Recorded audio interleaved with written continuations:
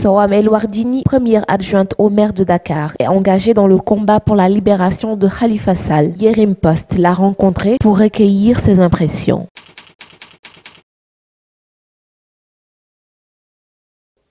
Bon, Khalifa Sall, donc, je l'ai côtoyé. Je vais dire côtoyé parce que c'est à partir de 2009 que j'ai travaillé avec lui. Donc, c'est en 2009 que j'ai eu mon premier mandat au niveau de la ville de Dakar en tant que 9e adjointe au maire. J'ai vu en lui des qualités qui ont fait que j'ai adhéré à sa manière de manager la ville de Dakar. Lors de notre premier mandat, on ne savait pas qui était dans tel ou tel autre parti. Il avait l'habitude de nous dire laissez vos partis à la porte de l'hôtel de ville. Ici, on travaille pour les populations qui nous ont élus. Donc, nous avons fait un excellent mandat. La preuve, il a été réélu en 2014.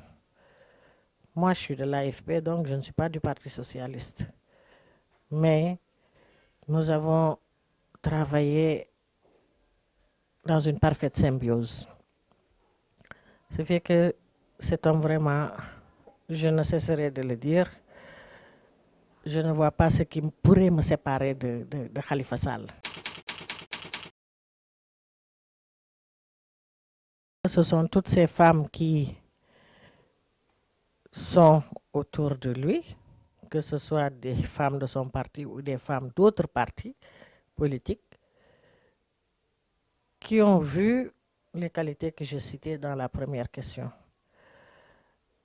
Et la première manifestation qu'on a eu à faire, c'est lorsqu'on est allé à la prison de Rebeuss pour lui rendre visite et que je l'ai moi-même trouvé dans un box. Ce que je n'avais pas pu supporter à l'époque parce qu'il n'avait demandé à me recevoir que moi seule, la première adjointe. Alors il m'avait chargé de dire aux autres qu'il n'allait recevoir personne et qu'il fallait partir parce qu'il ne peut pas accepter les conditions qu'ils veulent lui imposer. Donc au sortir de Rebeuss, les gens voulaient manifester. Donc j'ai dit non, allons à l'hôtel de ville et nous allons voir comment faire pour exprimer cette douleur que nous avons toutes ressentie. Et c'est là où nous sommes organisés pour aller ensuite faire un sitting sur le boulevard de la République, en face du ministère de l'Intérieur. Et depuis lors, nous nous sommes dit, cet homme, nous les femmes, puisque nous trouvions que ça ne bougeait pas trop du côté des hommes, nous nous sommes engagés pour combattre pour sa libération.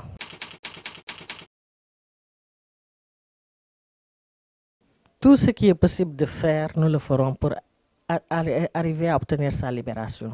Nous n'excluons rien pour l'amener auprès de nous.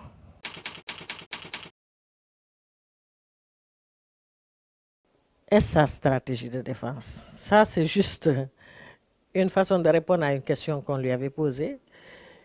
Et pour ce qui est de cette façon de faire, quand il dit « j'ai fait comme tous les autres », mais est-ce qu'il a même dit ça? Moi, je n'ai pas entendu ça. Hein? Bon, ce qui est vrai, c'est que les gens autour de lui, nous-mêmes, nous avons constaté que c'était comme ça que cette caisse a toujours fonctionné. Et si on regarde dans les autres administrations, quelqu'un m'a dit même ce matin, Khalifa n'a rien fait. Ce qu'il fait, c'est ce qui se passe dans tous les ministères. Quand on a besoin d'argent, tout de suite, on prend dans la caisse et après, c'est le comptable qui justifie après. Ça se fait partout dans tous les services. Et je rappelle encore qu'au début de son mandat, il n'avait pas touché à cette caisse au moins pendant 6 ou 7 mois. Mais on lui a dit que c'était la coutume, que ça se faisait depuis 1920.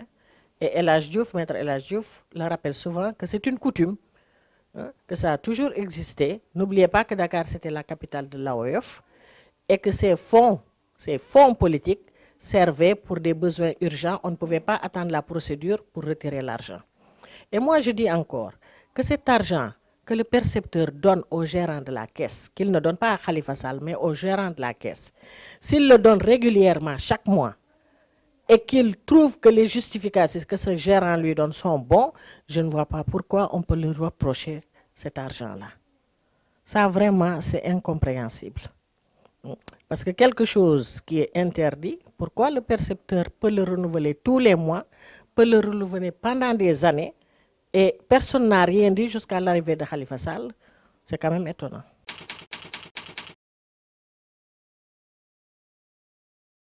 Est-ce que ce qu'on fait avec les autres fonds politiques, c'est normal dans un pays pauvre? Moi, je vous repose cette question. Si on dit que le Sénégal est un pays pauvre et qu'on mette à votre disposition autant d'argent dans des caisses dites fonds politiques, est-ce qu'il est normal de les utiliser aussi à cet effet? Nous l'avons entendu hier ou avant-hier avec le ministre Mame Mbaye Niang qui disait qu'il avait 100 millions dans une caisse d'avance.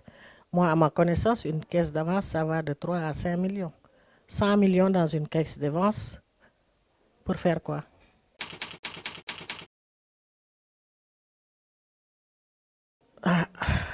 Nous manifesterons évidemment s'il est condamné. On ne peut pas rester les bras croisés. Nous ne le souhaitons pas, mais il faut s'attendre à tout. Il faut s'attendre à tout. Parce que tous ces droits ont été violés jusque-là. Alors, je n'ai pas besoin de revenir sur tous les actes qui ont été posés, rejetés, et l'empressement dans ce dossier.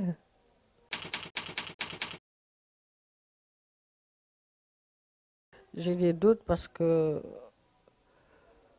il y a des choses qui se passent qui ne respectent pas vraiment les normes. Si vous voyez depuis le début, toutes les demandes ont été rejetées et pour la levée de son immunité, vous avez vu aussi l'empressement, je veux dire, la convocation avec empressement, le vote. Bon, voilà, je pense que tout ça, vous êtes témoins, les populations sont témoins. Vraiment, si c'est un procès équitable, nous le souhaitons. Non, vraiment, moi je vous dis ce que je ressens. Je n'ai pas beaucoup d'espoir, mais on attendra de voir.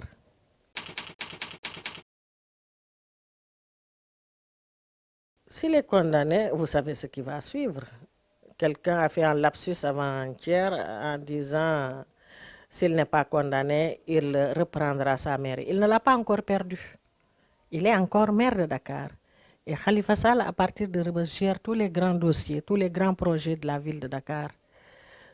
Quelqu'un l'a dit d'ailleurs, quelquefois vous allez à Rebeuss, c'est comme si la mairie s'était déplacée à Rebeuss. Donc, il continue à faire son travail, mais s'il est condamné, c'est évident qu'il ne sera plus maire de Dakar.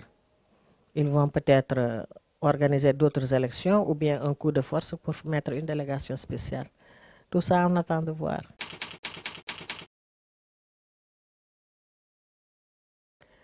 Mon dernier mot, c'est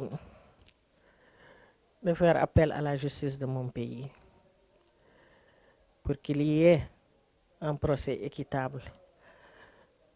Ils ont décidé de l'amener en justice, mais je pense que avec le rapport de l'IGE, il y avait des recommandations. Je pense qu'il fallait peut-être arrêter cette pratique et lui dire à partir de maintenant c'est fini, parce que d'autres personnes l'ont fait avant lui et ils n'ont pas été inquiétés. Pourquoi justement Khalifa Sall à la veille des prochaines élections présidentielles?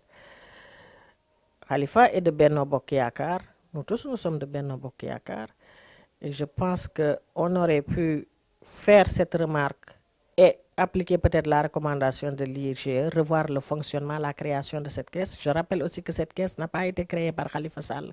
Il l'a trouvée en place. C'est Pape Diop qui l'avait créée en 2003 et qui avait nommé le gérant qui est Mbaye Touré et le percepteur. C'est ces deux personnes donc qui s'occupaient de cette caisse. Khalifa ne fait que donner des instructions, donner à telle personne et c'est le gérant de la caisse qui s'en occupe. Évidemment, on va dire que c'est lui le responsable et c'est peut-être pour ça qu'ils l'ont mis en prison. Donc, j'en appelle à un procès équitable. Je le souhaite de tout mon cœur et je suis sûre que la vérité jaillira à la fin de ce procès.